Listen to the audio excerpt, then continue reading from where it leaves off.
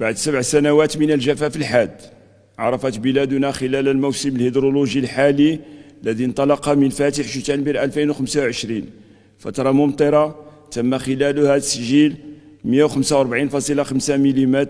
أي بفائض قدره 32.5% مقارنة مع المعدل السنوي، وهو الأمر الذي انعكس إيجابا على الواردات التي بلغت 8.73 مليار متر مكعب، حيث مكنت من رفع نسبة ملء السدود إلى 61.88% بمخزون مائي يناهز 10.37 مليار متر مكعب، وهو الشيء الذي لم يتم تسجيله منذ سنة 2019.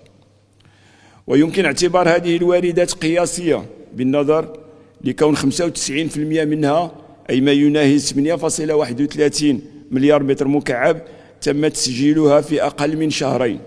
أي منذ 12 دجنبر 2025،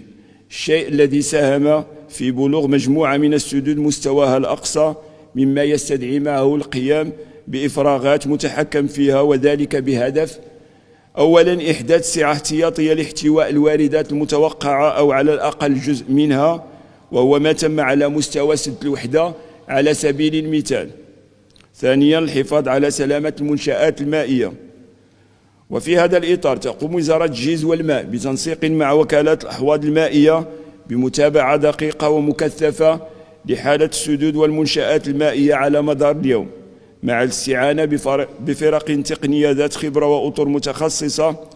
بالإضافة إلى إنجاز المحاكاة الهيدرولوجية استنادا إلى التوقعات المناخية بهدف إعداد مخططات للتدبير، وذلك قصد ضمان سلامة السدود واستمرارية أدائها لوظائفها.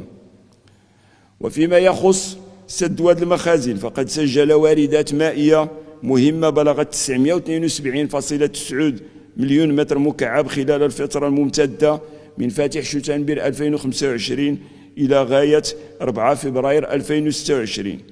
من بينها 716.8 مليون متر مكعب، أي ما يعادل 73.68% تم تسجيلها خلال الأسبوعين الأخيرين فقط، وقد فاق هذا الحجم المعدل السنوي بنسبة 184%، مما أدى إلى ارتفاع المخزون إلى 988 مليون متر مكعب بتاريخ 4 فبراير 2026، أي بنسبة ملء تقدر ب 146.85%.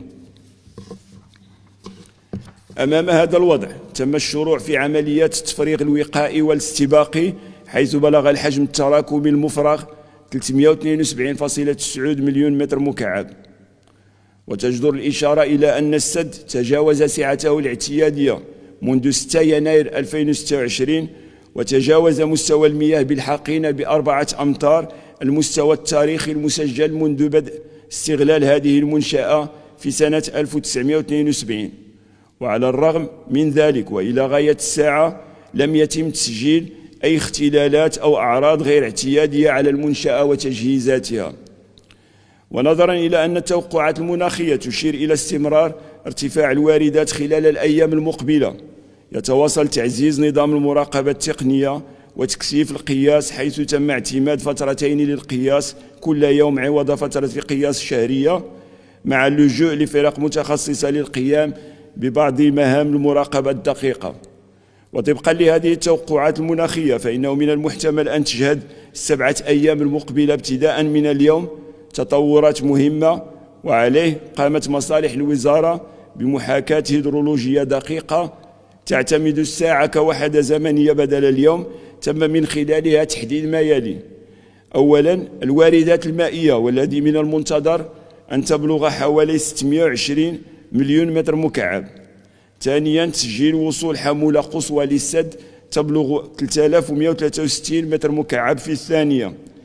ثالثا تصريف صبيب يصل أقصاه إلى 1377 متر مكعب في الثانية، وهو ما يعادل 4 مرات ما يتم تصريفه حاليا،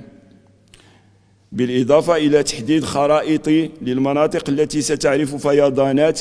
مع تحديد ارتفاع منسوب المياه بها، وذلك أخذا بعين الاعتبار إفراغات السد وواردات الأودية غير المنظمة بالسافلة، مما يساهم بشكل كبير في تحديد الإجراءات الواجب اتخاذها لضمان سلامة المواطنين والحفاظ على ممتلكاتهم.